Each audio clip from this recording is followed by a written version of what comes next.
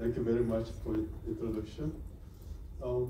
My previous topic of this work, presentation was a minimal sufficiency condition for the development of lung cancer. However, I found that I am the last speaker of this meeting. Therefore, I would like to make my talk as brief as possible. So I changed the topic.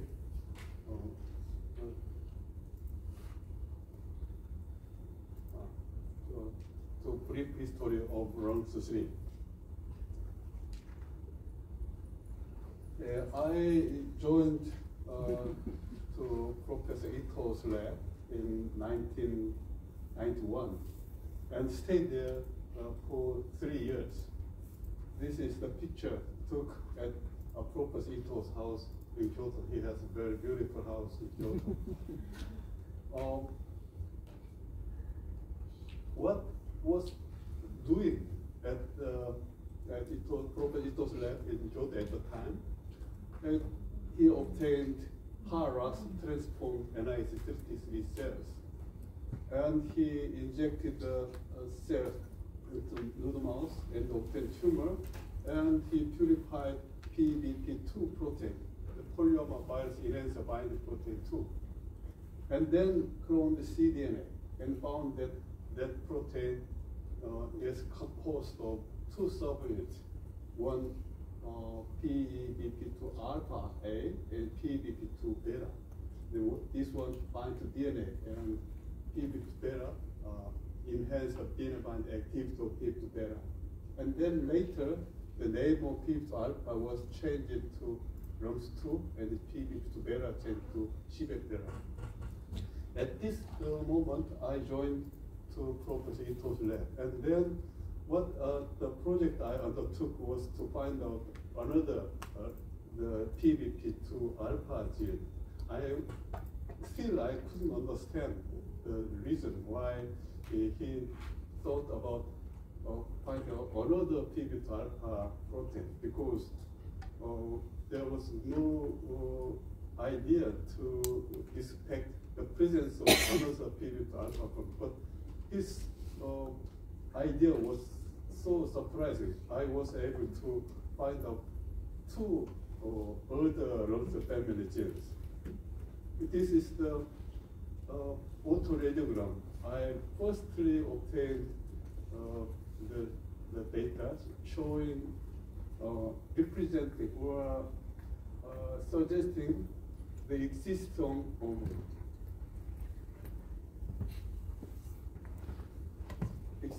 of other LUNGS genes. This work was done, this is southern blotting.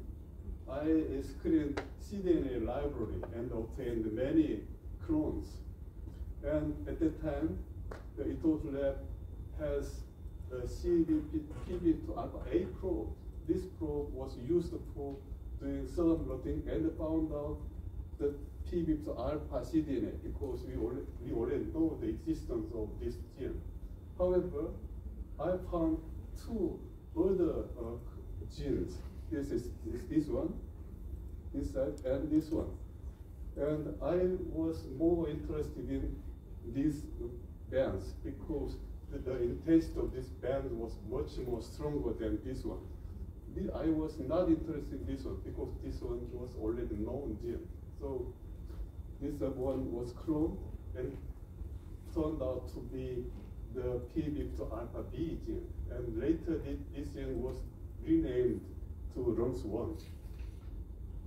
At the time, we were not interested in this one because this signal was so weak. And Professor Ito told me that, why don't you look for another LUNGS-3 genes? Oh, is it possible? I didn't. I think it is a reasonable idea. But finally, this one was the 3rd gene. And named to PBP2 alpha C and renamed LUNGS-3. And then I expected that he may ask me to look for the 4th LUNGS family gene. However, he didn't. He did not ask any more. And finally, it was turned out that Rungs family has only 3 genes. Isn't it surprising? What do you think? I was so surprised.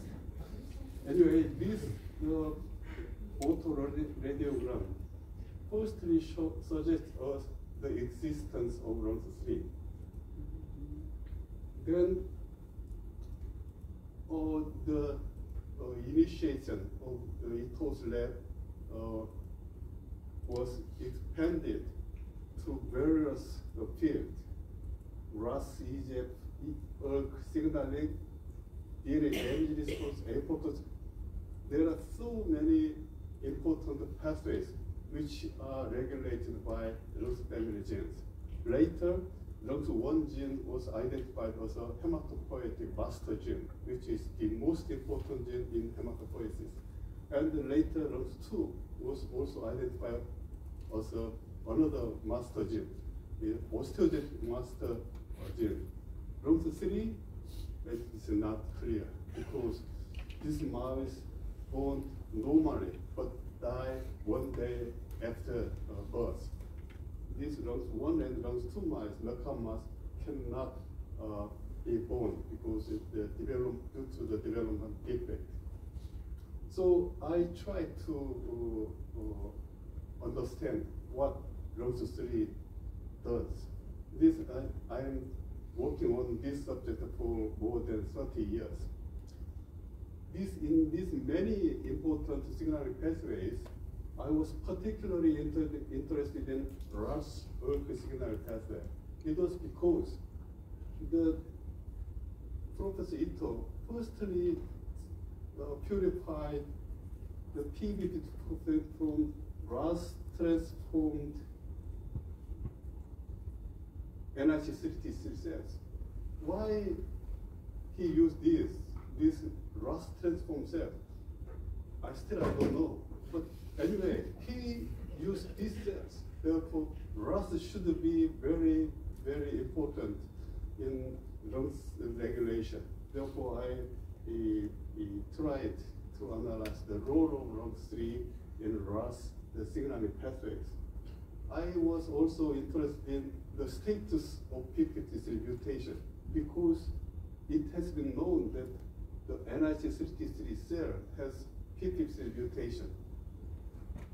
Therefore, all my story for 30 years has only 3 keywords. One is RUNX3, and the other is RAS, and the remaining one is p53. So my story is very simple. While I studied the role of RUNX3, my question is what RUNX3 is and what RUNX3 does.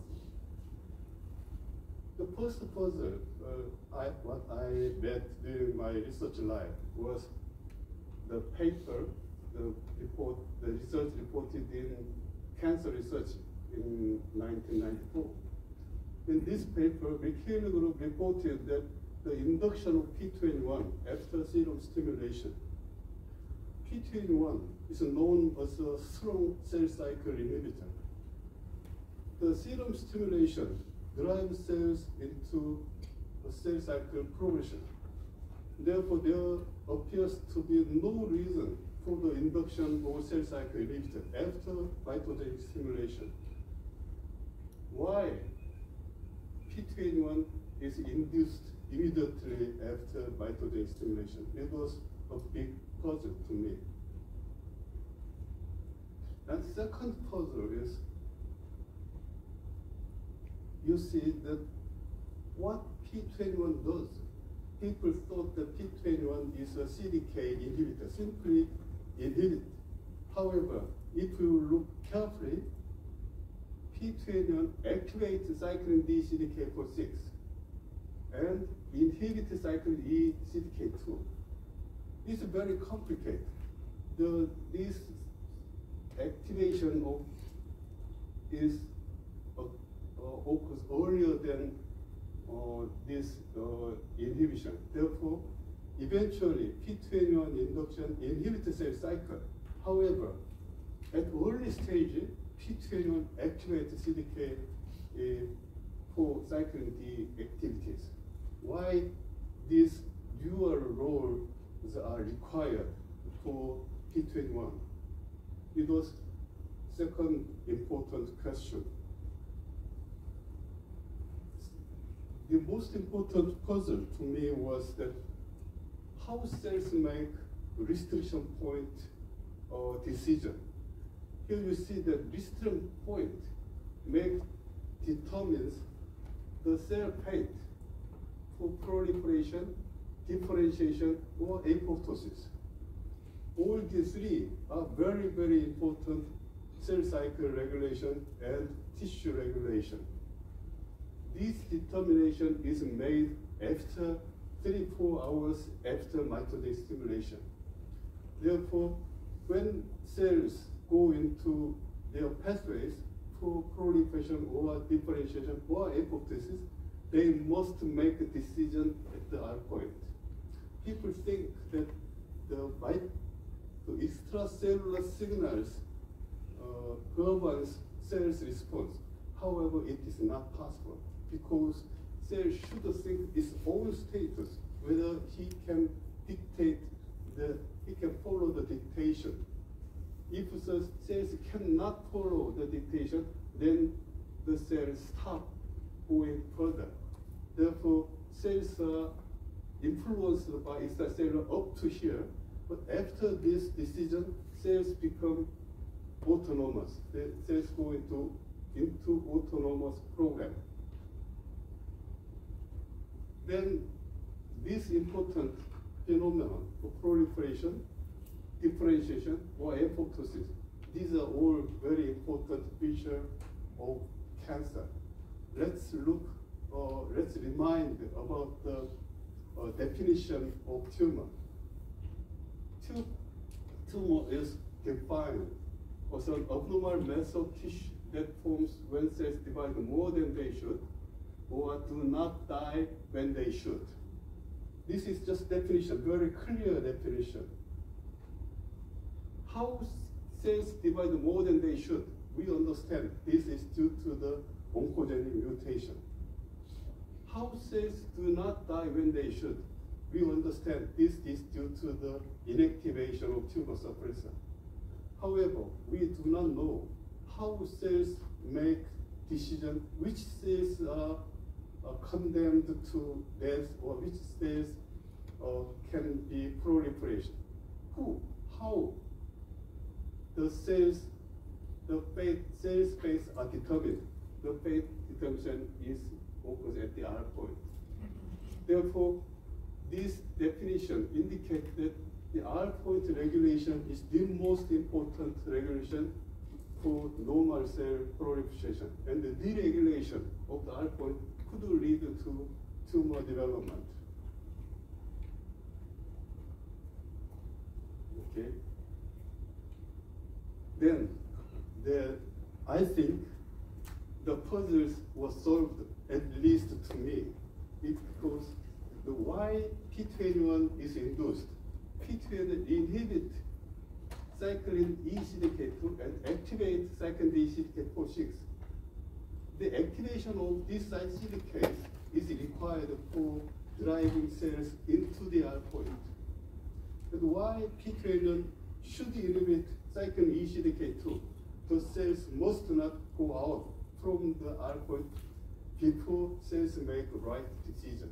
Therefore, cells should remain at the R point until cells make right decision. Therefore, why P21 is induced, cells goes into the R point and cannot go out from the R point. This is the reason why P21 stimulates CDK4/6 and cyclin D and inhibits cyclin E-CDK2.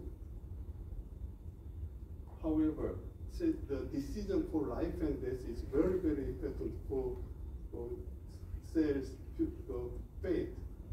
This picture is so simple. Therefore, I was interested in how these regulations are controlled. At the time, the mouse embryonic fibroblast with lung3 wild type and lung3 knockout cells were available. Here you see that the P20 induction is normally observed in wild type NF cells.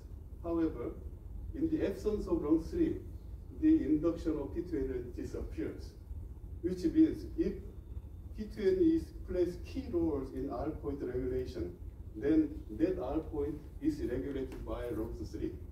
So I was inspired very much by this observation, and I devoted all my energies to how lung3 controls R point. And then I found that lung3 makes a huge complex, and that complex is regulated during the R point, and this complex is maintained while RAS activity is upregulated.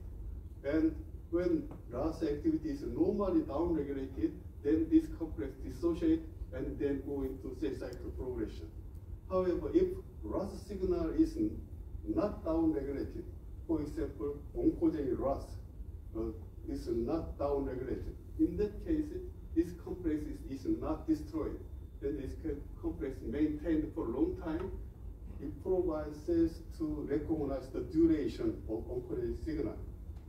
Therefore, cells can distinguish from normal RAS signal from oncogenic RAS signal, leading to the right R point decision. Or in other words, normal RAS expressing cells can go into S phase normally. However, in oncogene activated mutated cells cannot pass through the R point and lead to the apoptosis. Therefore, cells cannot develop tumor.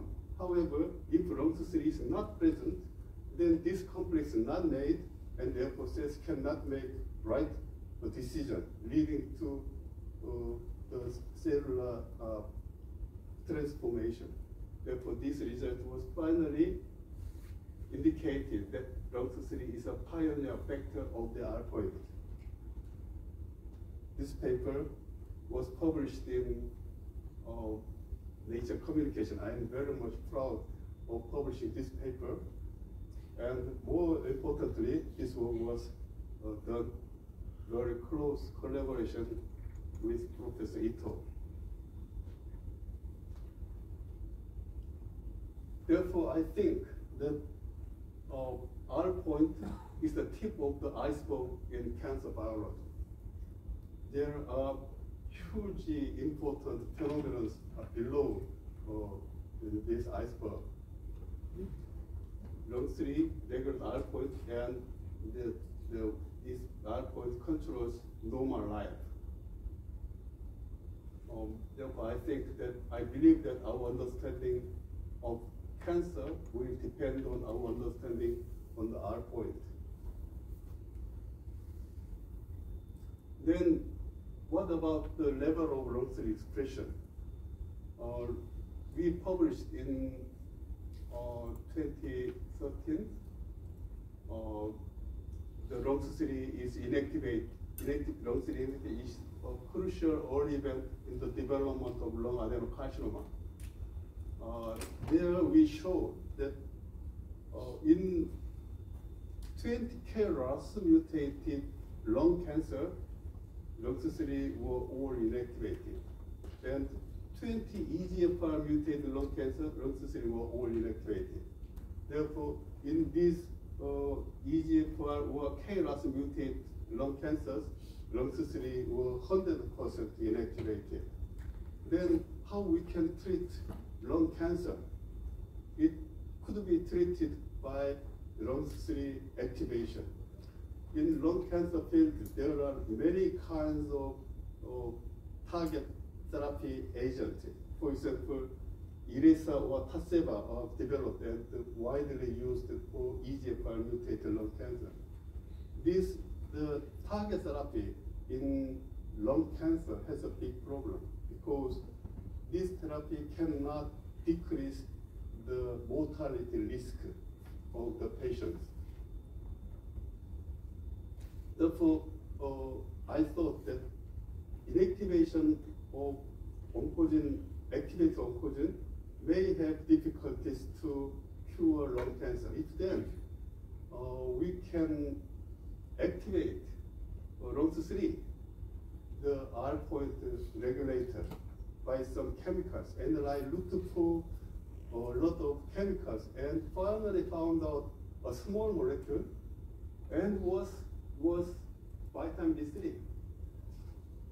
So easy and so safe chemical. And we treated this vitamin B3 for animal cancer model. We treated this the animal cancer model with vitamin B3. Here you see that in normal alveolar cells, LONGS3 is relatively highly expressed. In tumor cells, it's very low, the level is very low. However, treatment of vitamin B3 weekly recover the level of LONGS3. Then we might be able to predict the therapeutic effect of vitamin B3. Here you see the tumor size was reduced by vitamin B3 in animals. So we try to extend this observation to human lung cancer patients. So we obtained 110 patients with stage 4 EGFR mutated lung cancer, and divided into two groups. The 55 group, which were treated with EGFR inhibitor alone. There are at least two kinds of EGFR inhibitors. One is Iressa, and the other is Tarceva. And the other group were treated not only EGFR inhibitor, but also with vitamin B3, 1 gram per day. And observe the overall survival of the patient. This is the result. Here you see this is the Iressa alone, the EGFR inhibitor alone. You see these red curves. When the vitamin B3 was treated in combination with the Iressa, you see these curves. The lifespan, the overall survival of the patients was increased up to 1 year by vitamin B3 treatment. More importantly, the target therapy alone did not change the mortality risk. Without target therapy, 95% people die due to lung cancer. Treatment of Iressa do not significantly change the mortality risk. However, vitamin B3 significantly reduce mortality risk. Therefore, we think that vitamin B3, which mildly, weakly activate LONGS3, markedly improve the therapeutic effect of target therapy. This is the one which was used for our clinical examination. This result was recently published in Clinical Cancer Research.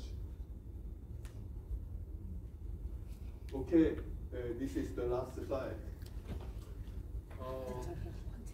Thank you. You will always hold at a special place in my heart. We wish your good health and happiness. Thank you very much.